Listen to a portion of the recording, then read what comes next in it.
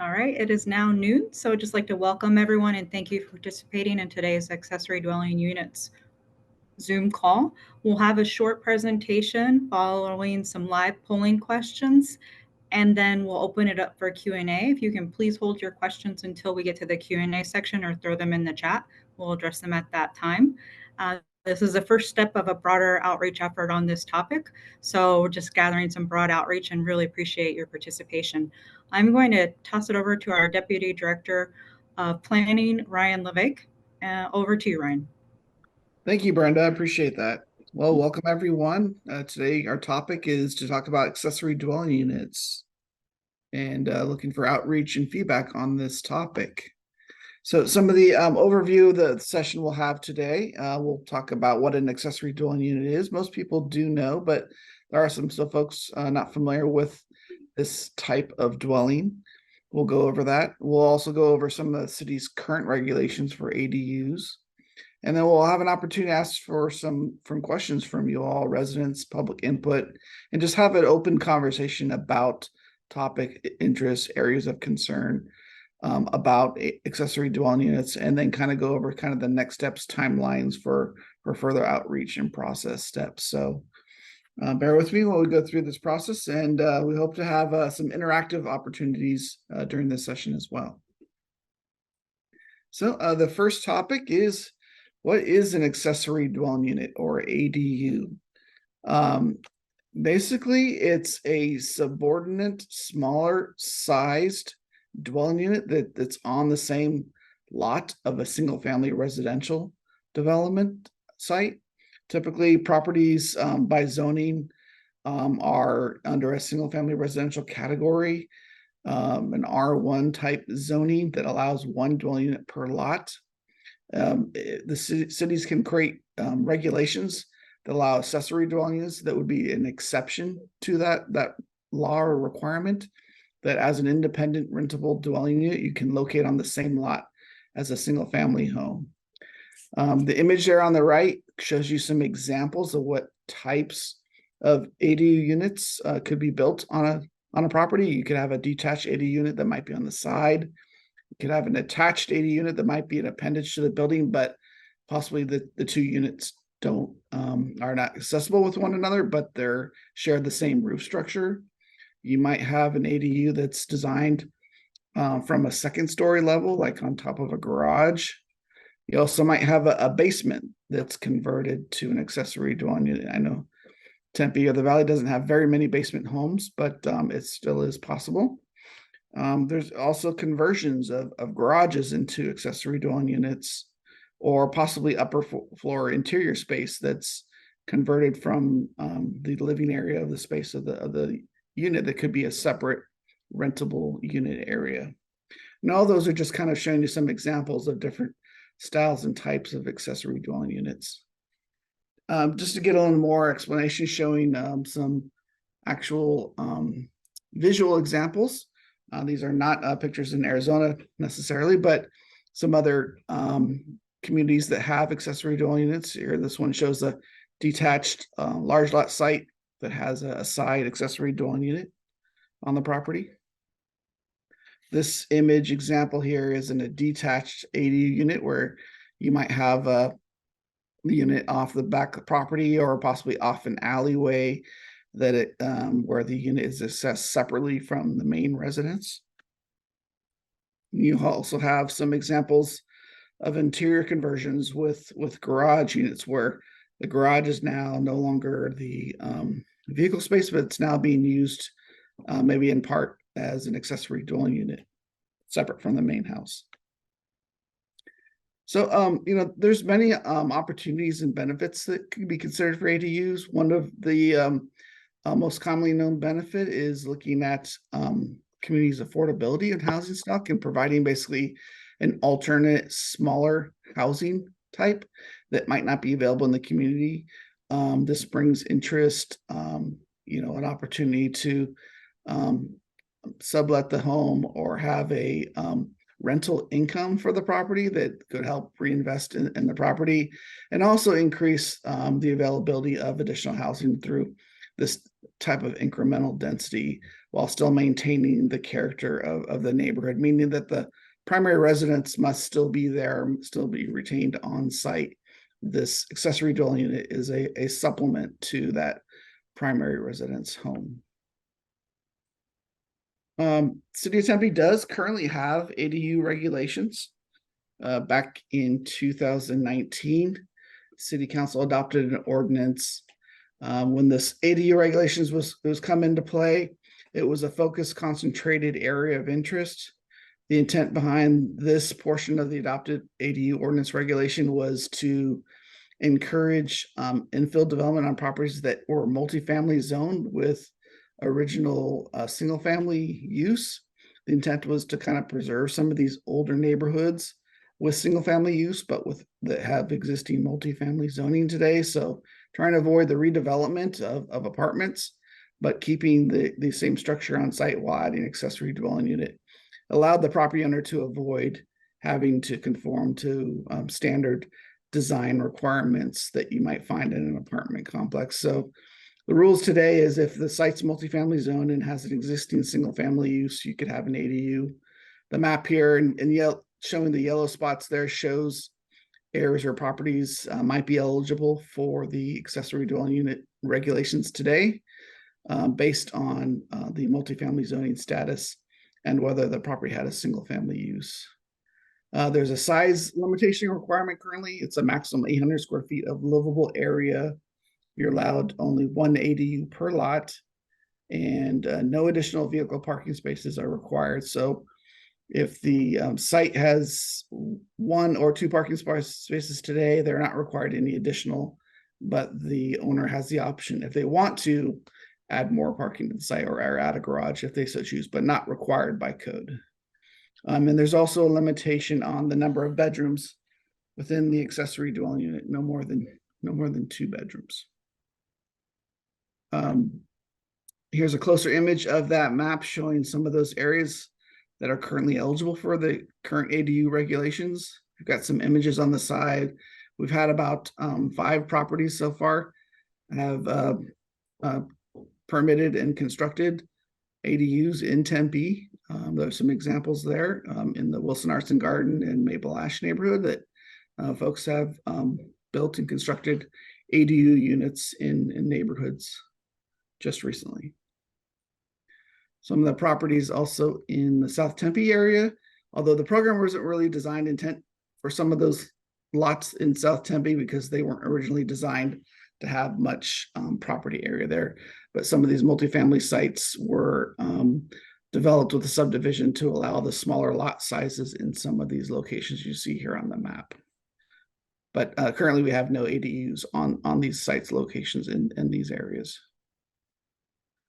So what we want to do for the next portion of this virtual meeting is kind of to go through an online survey. So Brenda, can you launch up the survey form so we can facilitate some Q&A from the audience? Yes, it will be just a moment here. Okay.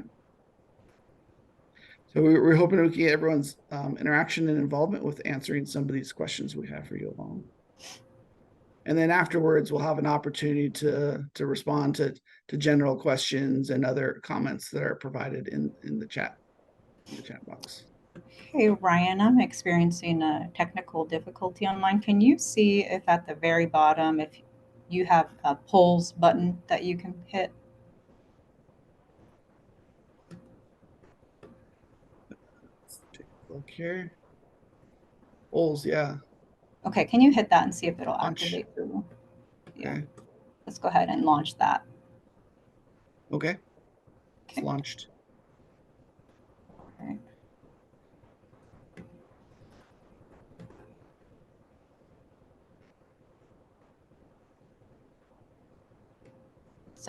Can you click on the one that says ADU The first one? question. Yeah, just click on it. It should say It says, ADUs.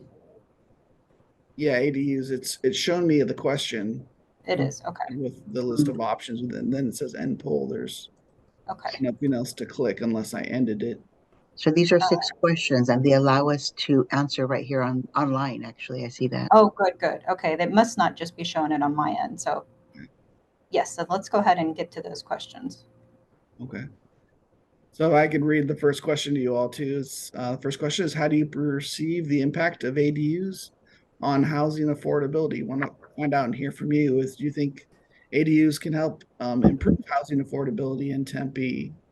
Would it have a significant impact, somewhat impact, or do you think it could worsen housing affordability or significantly worsen it? What are your thoughts on this topic of affordability as it relates to ADUs?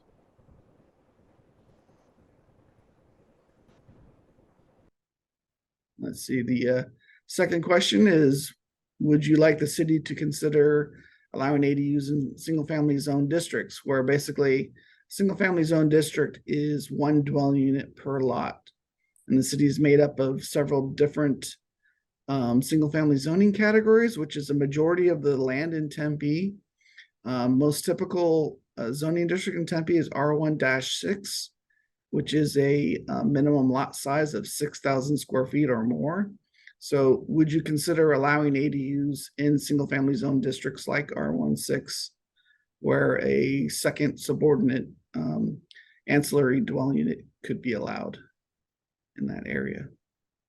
Of course, as we go through the process, just like a single family home, ADUs also have to abide by the standard regulations for each zoning district. So that means there's maximum height, there's maximum setbacks for the main residence, there's setback requirements for accessory buildings or accessory structures, and there's different setbacks if you have an alley next to your property. So all that comes into play when looking to add an accessory dwelling unit on your property. And at this time, we're not suggesting or proposing any changes to the setback regulations, just that, what would that look like with adding an ADU on your property that's compliant with those setback provisions? We're also asking your preference related to the size of ADU. So currently we have an 800 square foot size limitation. Do we maintain that regulation, or do we allow up to 1,000 square feet of livable space? Or another option would be, would we allow up to 50% of the size of the main residence based on a certain size parameter, meaning that if you had a 2,500 square foot house, would you be allowed to have 1,250 square feet of an ADU unit size? Or do you have no preference as to what the actual size requirement is? Now, the other question is, do you support ADUs being used for rentals of less than 30 days? So less than 30-day rentals is described in our city regulations as short-term vacation rentals, or most commonly known as Airbnb or VRBO. So would you support the ADUs being used as a short-term rental? This could be in lieu of the main residence being a rental, or is the caveat, yes, only if the primary residence is not a short-term rental, meaning you don't have two competing short-term rentals on the property? Or is your answer no? I have a question on that, because on that, I think, as I'm not sure what the intent of the city is, to have the public's input on ADU is to look at it as a way of addressing the housing shortage. Because if we talk about Airbnbs, that doesn't address housing shortage. I mean, I just, question. And we will open this up for our Q&A at the end, if we could just get through the polls, and then we can address those types of questions. Yeah, and I can certainly address that in the follow-up. The other questions asked, currently additional vehicle parking is not required for ADUs. So you just maintain whatever is required on the property. But we wanted to hear, what's your preference related to vehicle parkings? Do we maintain the current no on-site parking requirements, or do we require at least one designated parking site if people have concern that traffic or vehicles might be inundated within the neighborhood streets? Or do we look at option scenarios where maybe some places don't need parking, or maybe some places do need parking, but could we require at least one designated space, but through a public hearing process, give the ability to waive that parking requirement if the site location is appropriate? Or do you not have any preference as to whether or not there's parking for ADUs at all? Question number 6 has to do with please select current alternative construction types that you would like to see. So currently right now with single family homes, you have to follow the single family residential international residential code. But are there other alternate types of construction types that you would like to see that could be allowed in your neighborhood specifically for the ADU? So some of the suggestions in there we want to get feedback on is what do you think about allowing manufactured homes as an ADU, or prefab modular home as an ADU? Shipping containers is another example, or tiny homes placed on a foundation. Or would you not like to see any other alternate construction type? We're looking for comments and input on that topic as well. Looks like we're still getting a few participations coming in. How much more time do we want to give them, Brenda? Maybe about 10 more seconds. Okay. And then once we close the poll, then the results should show.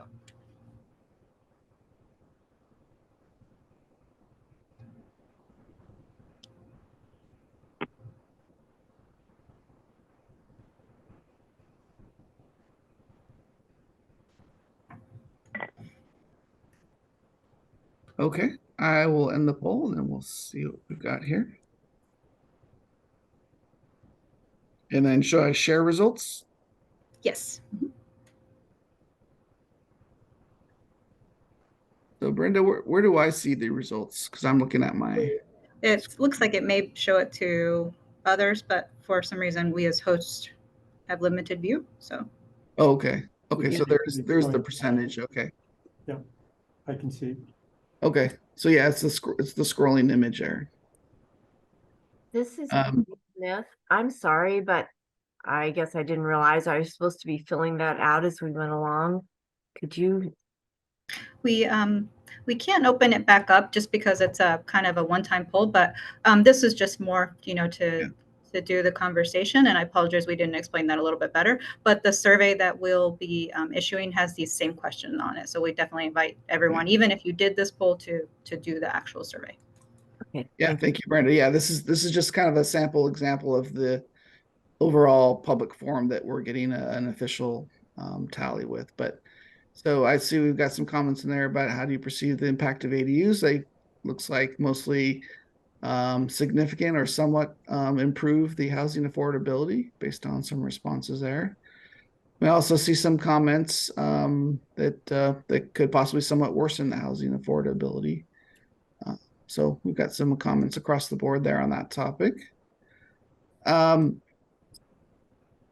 Brenda, do we have any questions on affordability in the chat room on this one, on this question? Yeah. Before we do you want to skip to your next steps, the slides after these questions, and then we can wrap it up and open up for Q&A?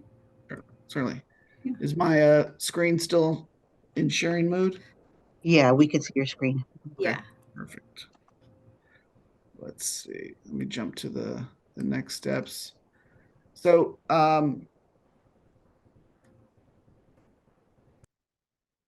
basically, next steps is we're looking for the community to complete the survey, which is on our ADU website at tempe.gov/ADU.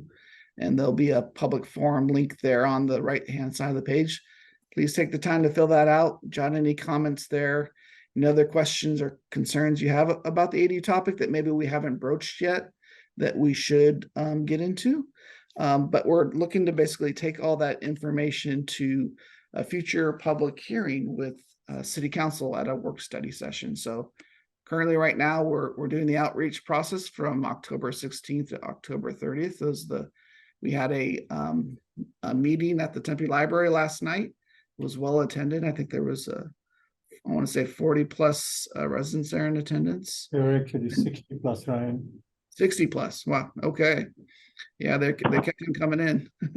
And then we have our virtual meeting today. So once this public input process concludes, staff will prepare an update summary to City Council on the November 20th work study session, and basically looking to get feedback direction on next steps guidance. We put down an example that if the guidance is to proceed forward with a formal outreach and hearing process that involves drafting a potential code text amendment, we figure that process might start in early January with additional public forums and meetings, being able to share a draft ADU regulations and other examples, as comparing local cities with other cities and other areas where ADU regulations have come into play. We might have to look at our guest quarters provisions and see how that relates to the ADU regulations. We get feedback from neighborhood advisory commissions, feedback from other interested neighborhood groups that want to be involved in the process, and we open and welcome to get everyone involved in the process. We'd also reach out to our Development Review Commission in a study session for some informal feedback. And then ultimately, once we gather that input and feedback for the draft documents, we'd create a final version of an ordinance that would be brought forward to public hearing process.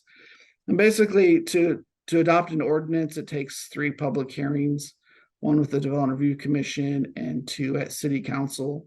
That again, it's the final stage of the process that allows that final public feedback on the draft language that could lead to an adoption, which is effective 30 days after the ordinance. So that's the ultimate process outline. But first step and foremost is to get to a City Council work study session for gathering the public input we're doing right now at this time.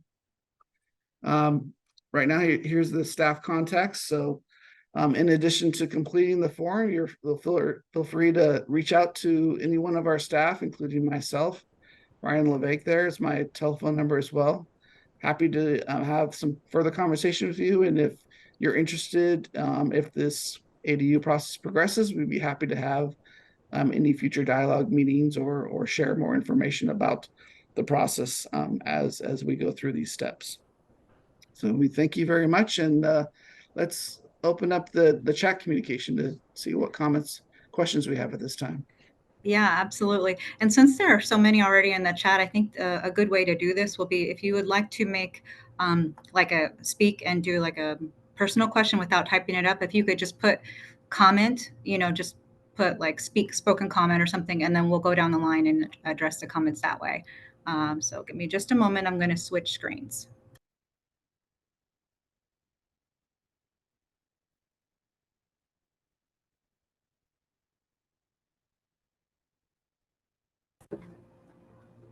Okay, first question we have is from Daniel Cifuentes. How will properties that currently have a guest house casita that recorded a covenant to not allow the separate leasing rental of the unit be retroactively included to allow separate leasing if it is approved? I'm in strong support of this law change, as this will greatly help with the affordable housing shortage throughout the Tempe area. Okay. Thank you for that question. And actually, Daniel, that leads to my topic of City currently already has regulations that allow what we call guest quarters. And the big difference between guest quarters and ADU unit is a guest quarters, which is separated from the main residence, doesn't have internal egress between the main residence. It may look and act like an ADU unit, but it can't be rented separately from the main residence. So with those processes, they require a covenant on the property signed by the property owner that restricts it from renting it separately or independently. If ADUs were to be expanded, and as long as the guest quarters that was built in construction complies with the standards that are required for an ADU, then that guest quarters could terminate that covenant restriction from being a rental unit and then be allowed to be rented independently from the main residence. That could happen. But some of the differences right now currently with guest quarters are allowed to be up to 50% of the size of the main primary residence. and there currently isn't any restriction on the number of bedrooms. So that might be a factor in whether or not could a guest quarters be converted to an ADU unit. Thank you. Lydia Guzman asks, we just learned what the current code is. What are the proposed rule changes? So we are coming here with no preconceived notions of any proposed changes. We just want to hear back from the community on some of the broader based topics about ADUs. What do you like? Are you interested in seeing the ADUs, exploring ADUs? Are you not? Where are the areas, topics of this process and concerns, and can we address those concerns possibly through some proposed ADU regulations? So it's very open-ended. We want to collect as much information as possible and then be able to collect all this data. And if we get further direction to pursue further information and collect further data on ADU regulations, then staff will do that analysis to create and come up with, from what we've heard so far, is kind of a first draft, if you will, to then share with the public on that process step. So that'll come if we get direction from City Council to move forward, future meetings. Thank you. And Lydia, I see that you do have your hand up, but we're going to go through the questions first, and then we'll address the verbal comments. So the third question is, does Tempe have any contractors that they would recommend when adding an ADU? And then Daniel Cifuentes right underneath answered that he's a construction company in the Tempe area and gave information about that. But if you want to address that as well, Ryan. Yeah, certainly. As community development department, we're not allowed to make recommendations for companies that provide those types of services. Certainly, there's an opportunity for creating a short list, if you will, of vendors that might have been pre-reviewed, pre-approved by the city. If we do get direction to move forward in this process, I think what we're hoping to do is potentially create an opportunity where we might be able to spend some time and spend some evaluation in that identifying a pre-approved ADU plan that someone can just take off the shelf and then get permits for. Of course, you still have to pay for your own contractor's work, but we're hoping that we can get some model ADU floor plans in place that someone might be able to take through the process that will help expedite or save some of those process steps moving forward. Okay. Next up, Paul McHale asks, states, we live in current AG zone properties, South Tempe. What are the rules? CCR is curious if the AG zone properties have different rules. Okay. Yeah.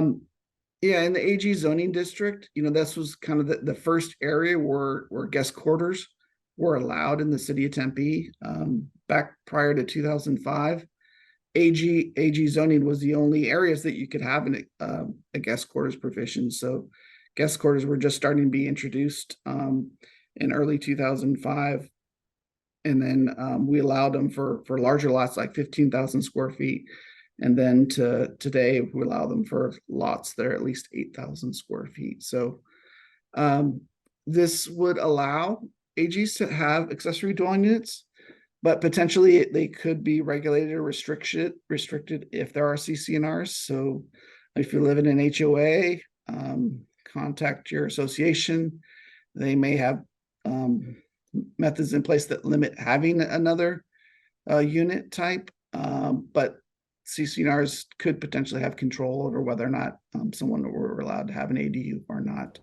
If you don't have CC&Rs, then AG could be a likely candidate to have an accessory dwelling unit. Okay. Next one up is not a question, but a comment. If you do allow manufactured shipping containers, et cetera, please have a way to ensure they are not old and run down. And that's from Nancy Toposian. Good point. Yes. It's part of the process and different construction types. One thing ultimately they'll have to be done is they have to get permits through our building safety staff, and the buildings have to complete all life safety standards for plumbing, electrical, and satisfy residential housing requirements. So, those components will be evaluated as part of the any additions that are added to the property, even if we're talking about containers. Okay. So thank you. All right, hold on just a moment.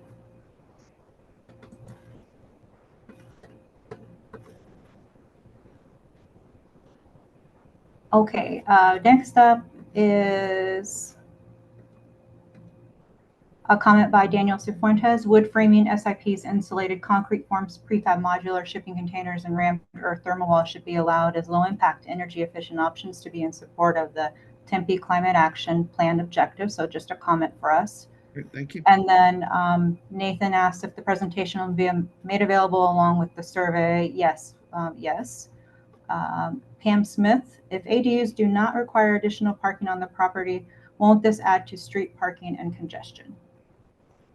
Yeah, that'll be some of the parameters to kind of take a look at too, is like, sometimes typically ADUs don't require parking, but is it areas where they're in urban areas where there's easily access to other modes of transportations like bus service or light rail, or maybe if you don't have those type of services, do we need a parking requirement for an ADU unit because there are concerns for parking along the streets, or there might be limitations and limited area in parking the streets. So that's maybe some of the feedback we want to hear from this process, and whether or not we should require or allow up to the property owner the decision on whether or not they provide the additional parking or not. One option to that, which was explained in the survey, was, do you require one parking but allow through a public hearing process the ability to waive that parking requirement and justify to say that, hey, this is an area where I don't need the additional space, or my front yard, my driveway is wide enough that could accommodate an extra vehicle. That's something that could be evaluated on a case-by-case basis through a public hearing process as an alternative. So we're looking to get feedback on those topics. And I know traffic and infrastructure are always kind of one of the hot topics when talking about accessory dwelling units. Thank you. And I missed Max a comment. Sorry, I keep scrolling here. Hold on.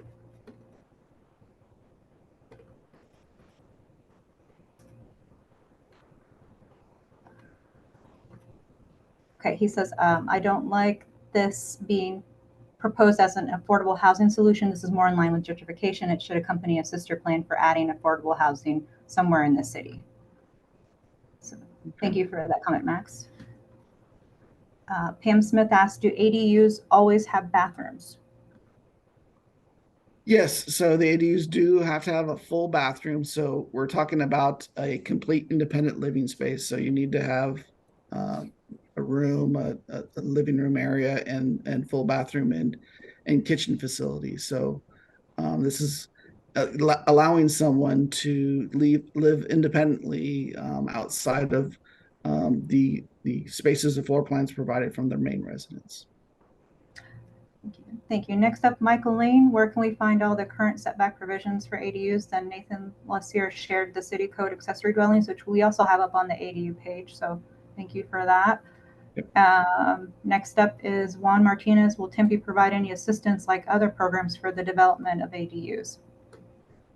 Yeah, and that's the one topic that we wanted to explore with council, is if there's an appetite to expand the ADU regulations. Do we look at providing incentives and opportunities to further the ADU efforts? I know right now Tempe has a residential rebate program, and accessory dwelling units would be eligible for 100% rebates of those permit fees that are required for that process.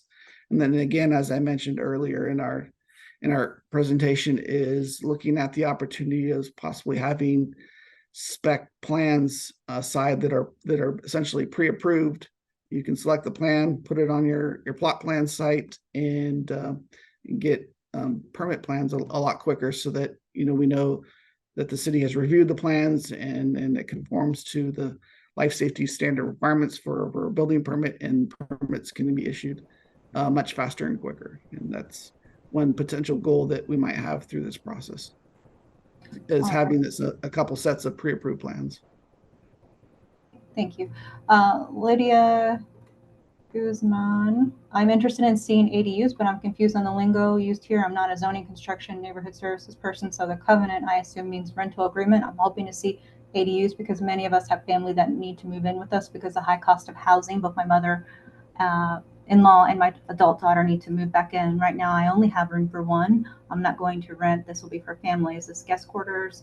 Is the rental covenants? I need clarification on the language being used for lay people like me.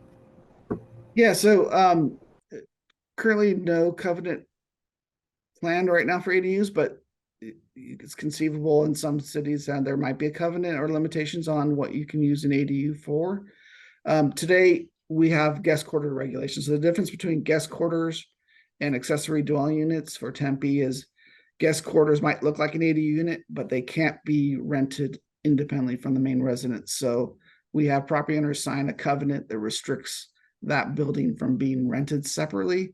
You can rent out your whole property. We can't restrict property owners from renting their property as a whole, but not renting out these separate guest quarters independently. So if you're looking for your family to expand or generational family in there, guest quarters might be the regulations for you. And those are available today if you have a property that's 8,000 square feet lot size or more.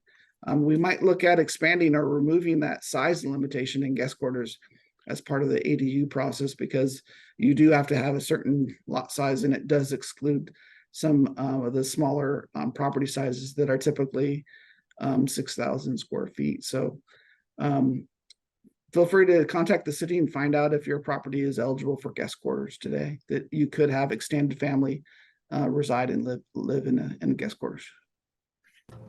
Okay, next up, Sherry Stenitz says she's not in favor of additional person on properties. Short-term and temporary residents have seen deterioration of the care of communities. Hard to have community watch when seeing new people in homes and not sure if they should be there. So thank you for that feedback. Let's see, Marco, oh wait, sorry, let's see.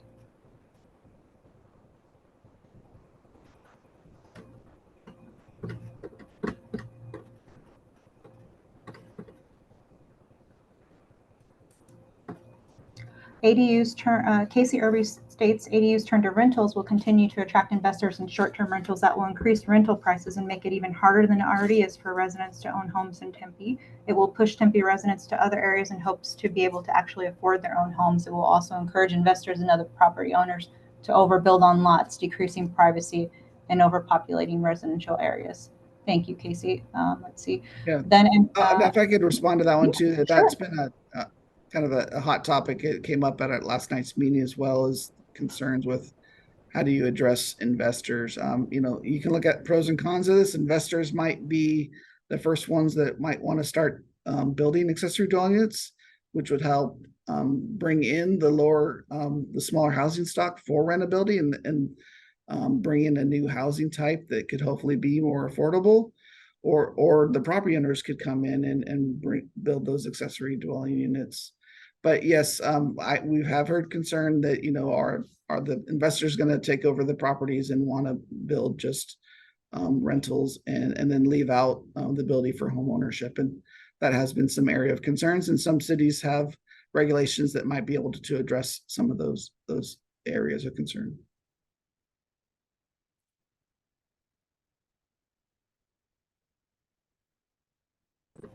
Okay, thank you. Then Ambika shared the ADU code information. So thank you for that. Let's see. And Nathan Lessier asks if an ADU can be integrated into an accessory building unit, not just a separate standalone. Yeah, integrated into an accessory building. There was more than that. The comments keep coming in. Oh yeah. I don't know if you can see that one. Apologies. So it could be part of a already detached garage, and maybe it's a workstation or garage facility where you house your RV, and that could have accessory dwelling in it. Or it could be a portion of your house that you now have no longer internal connection between the accessory dwelling unit that now is a part of your house that's now accessed from the side. That is a potential example of an ADU. And then, sorry to add on to that question, there was more, not just a separate standalone dwelling section space specifically within, for example, a 20 by 40 building. Okay. Yes, I mean, yes, that could happen as long as the dedicated space for the livable area for the ADU didn't exceed a certain size. ADUs have to be a subordinate building, so we have to establish some standard that the ADU unit has some size limitation, but there are options on what that size could be. Okay. And I know the plan was initially to go through all of the chat comments, but there are a couple people that have had their hands up for a while. So if we can open it over to David S. Sokolowski, I guess. Hello, can you hear me okay? Hello, Yes. David. Yes. I wanted to ask a few points for clarification. Is there a minimum ADU size? Currently today, there is a maximum allowance of ADU size, 800 square feet. Okay. We could maintain that regulation or we could increase it based on several different options of parameters. I know the city of Phoenix recently adopted their ADU regulations, and they allow up to a maximum of 1,000 square feet of ADU. And then in theory, because I know I mentioned this last night, but I'm just trying to understand, is it possible to get a guest unit and an ADU on the same lot? I can give an example where like I looked at a lot that was like, it was a 2,000 square foot home on a 1 acre lot. And so if we were looking at potentially having like a guest house and an ADU, they might only be 500, and that could still only be 50% of the property size, right? So is it possible that we could set this up? And I'm also thinking about with the lot coverage, it's like on a 1 acre lot, you could still have a decent amount of yard space and still potentially have, 2 ADUs. Yeah. Oh yeah. Good. Very good question. I haven't had that question answered before, but conceivably, yes, you could have a situation where you have existing residents and someone's already got a pre-approved guest quarters. Someone could also get an accessory dwelling unit. It just means the ADU could be rentable, but the guest quarters still remains restricted from being rented. Only can house guests of the main residence. And I mean, maybe we could have 2 ADUs. I mean, what would be wrong with having, because if you have a guest quarters and an ADU, it's like the difference from being rentable or not, that's really a minor difference. So yeah, I haven't seen that before, but typically when you're talking about more than one ADU unit, then you're really talking about just, a smaller type of complex that might be either duplex or triplex, that might have different standards. And so I think some cities have explored that, but under different provisions, different regulations. okay, just to wrap up, I just would really like this to be as flexible and easy as possible. And like when we were talking about the parking requirements, like a lot of people like me, I don't even own a car. So I wouldn't even, I don't even need a parking space. So I just really want this to be as flexible and as easy as possible. I want it to apply as many lots as possible. And when we're talking about like investors, for all I know, this could make it easier for people to stay in their homes because they might think if I build an ADU, that could provide a retirement source of income.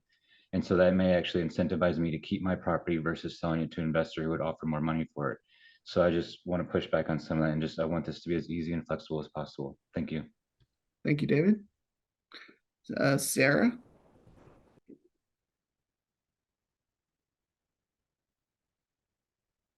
Hi, Ryan. Hey, Sarah. Great meeting. Thanks for doing this. Great presentation.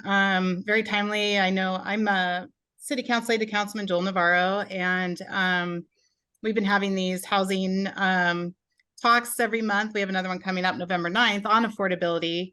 One of the things that someone brought up a couple of times was kind of piggyback off of what David was just saying, was that we have some seniors that would like to age in place and have been inquiring on how they can actually do that by renting out their space or modifying it to where they could have something and stay in their residence to kind of help out with some of those seniors that want to age in place. Would this be something that they could do that? And would there be like just kind of easy guidelines for people that wanted to do something like this? Yeah, that's a good example. Like if you've kind of maybe you've outlived your home and you have too much home now and you want to kind of downsize, you could build an accessory dwelling on your property that be your ADU unit is your primary residence, and then be able to basically rent out or get rental income from the primary residence home instead. So that is one option, or that is one way to utilize the accessory dwelling unit provisions is to consider generational, like how do you downsize from your property or your larger family size down to a smaller area. And that's certainly been one incentive. And there are examples, and I hear studies in Oregon area where predominantly most of the ADUs are used by the elderly population. Certainly we'll have a greater mix of that in Tempe because we've got we're a university town. So, but you'll see a greater mix of diversity of housing types in here, but predominantly ADUs have been more supportive for aging in place.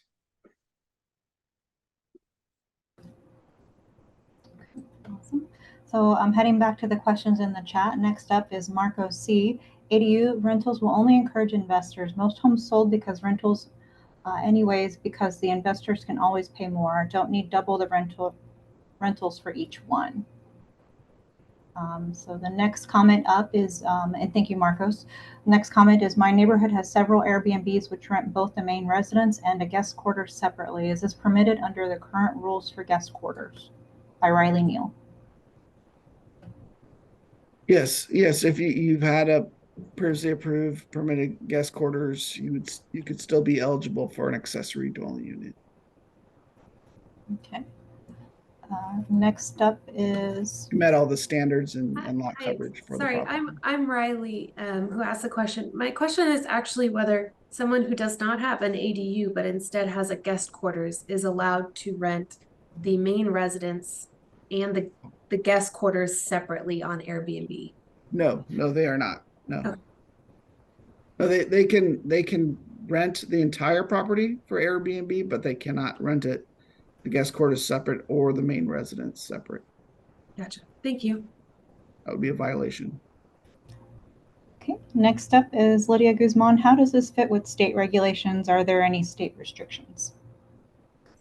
Good question. There are no currently state regulations or restrictions on this topic, but I'll tell you there is strong interest from the state legislature about bringing forward, and possibly last year there was some potential mandates for cities, towns instituting some form of ADU regulations that was on the broader topic of the housing crisis and housing affordability in general. And so there was a lot of different topics discussed, even talks about by right multifamily development that certainly could impact cities like Tempe. But one of the topics, which was the more supported element, was the conversation about granting or allowing cities, municipalities to adopt ADU regulations. Certainly our hope is if that ever happens, that the city of Tempe would want to get out in front of that and make sure that we could appropriately evaluate and make Tempe version ADU regulations and not necessarily be dictated by what the state requires. So we're hopeful that if there's ever anything that comes out of the state legislature, that it would be just granting the city's ability to create ADU regulations and not necessarily mandate it from a state perspective. And Nancy Toposian adds on, maybe owner occupied can build ADU only. And that is one option that some municipalities have taken on, is possibly requiring that the property be owner occupied in order to receive regulations for ADUs. We've also heard opposite comments, feedback from that might discourage or limit the ability of number of ADUs. And so it's an interesting topic, and I've heard both sides of the fence on that subject. Next up, Susan Soroka asked, how does one find out the square footage of a lot? Oh, good question. You can find out the square footage of lot. Either you can go to the Maricopa County's assessor map. They've got every parcel identified where you can click on it and find out square footage. There's also plot plans, subdivision maps that show the dimension of a lot. And typically, I say typically, they're rectilinear lots. So you multiply the width by the length of the property, and that gives you the total square footage of your property site. But happy to, you can call community development as well. We can certainly pull up our maps and find out that square footage for you. Okay, put the assessor's link in the chat. Great, thank you. Juan Martinez just said great point to David. Lydia Guzman says she would like to see ADUs. Glad the city is considering adopting them. Let's see.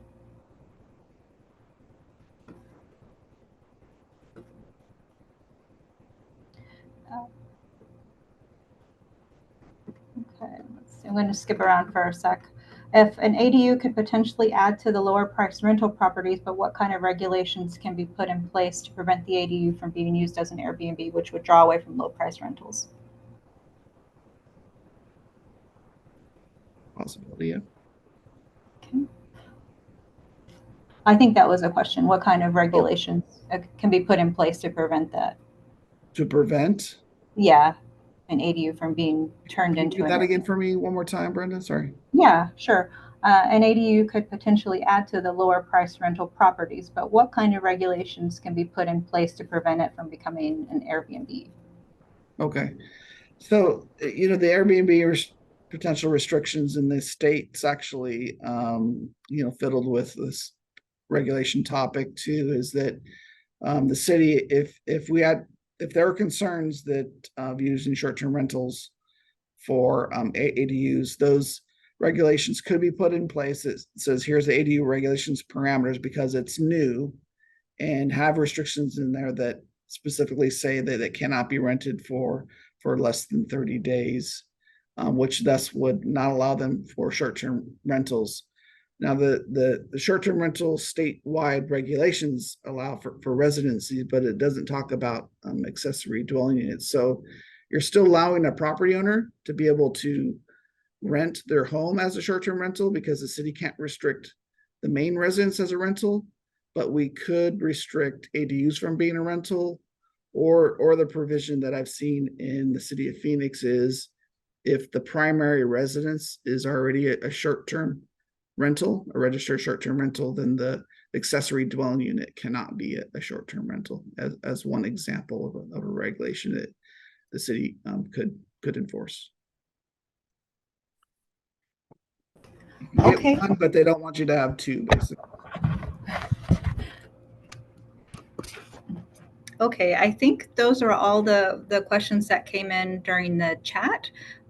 There were some, we could open it up further if anyone wanted to raise their hand and go ahead and ask in person. We're happy to do that. Yeah, we got about 5-7 more minutes of any other topics. 8 minutes. 8 minutes. 8 minutes. Let's see. This is Riley Neal. I have another question, and this is just I happen to have a home that is very, very small on a large lot in North Tempe, and we've been working on an addition to the house, but ran into a lot of trouble because of stormwater retention requirements.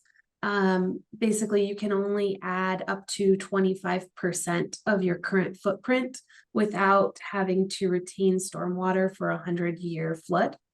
And that ends up being quite a costly and very time-consuming issue when you run into it, because basically I've been working through over a year of getting variances and things like that in order to construct what is a very modest addition to my home.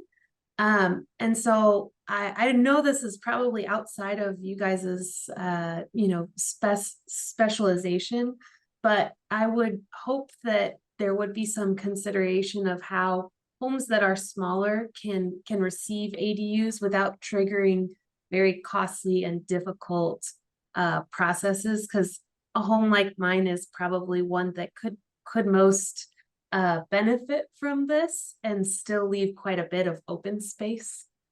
Yeah, right. No, good point. And actually, you know, community development, we do have that permit process for engineering and satisfying the retention requirements. Some subdivisions require each lot to retain on their own site, and some subdivisions have collection areas where common areas is drained away, and so that the lots don't have that requirement. But yeah, it can certainly be a costly endeavor to solve the. Yeah, and we're talking about, yeah, I Mm. specifically live in like North Tempe in a much older home that was built in 1950. So I've just found that these lots up here obviously didn't have any community retention. But it makes it quite difficult if you have like 1,000 square foot home and other homes on same size lots in your Mm. neighborhood maybe are 2,000 square feet. They can add up to 500 square feet to get to a total of 2,500, whereas a home like mine is restricted just by the fact that it was small initially. So just something to think about if you guys have a way of addressing that. Yeah, no, that's some good feedback, and we can find out and explore whether or not if there's an opportunity to allow some exceptions or relief from the retention requirements.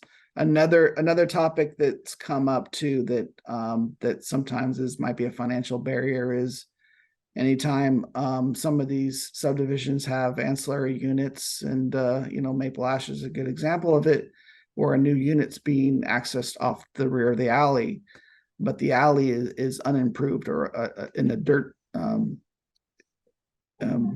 existing dirt, and there's no asphalt there. No, it's not improved. Typically the city will require that alley to the nearest street be paved, and that could be a costly endeavor if you're a mid-block property and now you're having to pay half of the alley just to get your second unit or accessory unit for that. So we're going to look at that and evaluate to see if there's any opportunities on how those costs could be reduced or mitigated. So we have a question for Marcos. Yes, can you hear me okay? Yes, thank you. Oh, yes, thank you. Yes, I attended the meeting last night and there was a lot of good discussion going on there.